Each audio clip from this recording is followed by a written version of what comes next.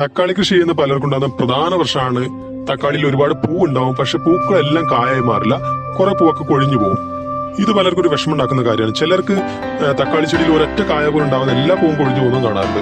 അപ്പൊ തക്കാളി ചെടിയിൽ പൂ കൊഴിഞ്ഞു പോകാൻ ഒരുപാട് കാരണങ്ങളുണ്ട്. അതിലൊരു കാരണമാണ് പരാഗണം ശരിക്കും നടക്കാത്തത്. അപ്പൊ പരാഗണം ശരിക്കും നടന്നിട്ടില്ലെങ്കിൽ തക്കാളി ചെടിയിൽ പൂക്കൾ ഉണ്ടാവും, പക്ഷെ ആ പൂക്കളെല്ലാം കായായിട്ട് മാറില്ല. അപ്പൊ കായായിട്ട് മാറണമെന്നുണ്ടെങ്കിൽ ആ പൂക്കളെല്ലാം പരാഗണം നടക്കണം. ഈ പരാഗണം നടക്കുന്ന സാധാരണയായിട്ട് പൂമ്പാറ്റകളും മറ്റു പ്രാണികളും ചെറുതേനീച്ചകളും എല്ലാം വന്നിട്ട് തേൻ കുടിച്ചു കഴിയുമ്പോഴാണ് ഇതിൽ പരാഗണം നടക്കുക.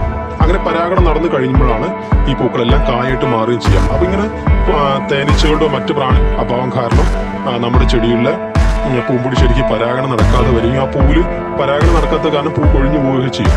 അപ്പൊ ഇത് നമുക്ക് സിമ്പിളായിട്ട് വീട്ടിൽ പരിഹരിക്കാം. നമുക്ക് തീർച്ചയായിട്ടും കുറച്ച് പ്ലാന്റ്സ് ഒക്കെ ഉള്ളെങ്കിൽ നമുക്ക് സിമ്പിളായിട്ട് പരിഹരിക്കാം. തക്കാളി പൂവിട്ട ശേഷം നമ്മളൊരു 9 മണി 10 മണി ആയ സമയത്ത് നമ്മൾ വന്നിട്ട് ചെടിക്ക് ഡാമേജ് പറ്റാത്ത രീതിയിൽ നമ്മൾ ചെടി പിടിച്ച് നന്നായിട്ട് ഇളക്കി കൊടുക്കാം.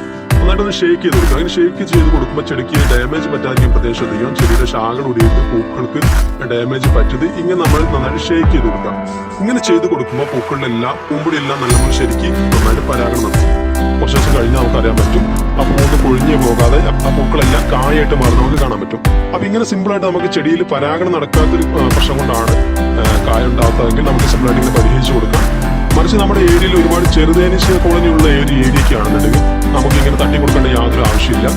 അവറ്റകൾ രാവിലെ തന്നെ വന്നിട്ട് അവിടെ തന്നെ പരാഗണം ചെയ്യും. ഇനി കായ വരുന്നില്ലെങ്കിൽ അത് മറ്റെന്തെങ്കിലും പ്രശ്നം കൊണ്ടാണോ എന്ന് നമ്മൾ ചെക്ക് ചെയ്യേണ്ടതുണ്ട്. അപ്പൊ നമുക്ക് അതിനെക്കുറിച്ച് നമുക്ക് മറ്റൊരു വീഡിയോ വിശദമായിട്ട് പറയാം. അപ്പൊ അടുത്ത വീഡിയോ കാണുന്നവരെ ബൈ.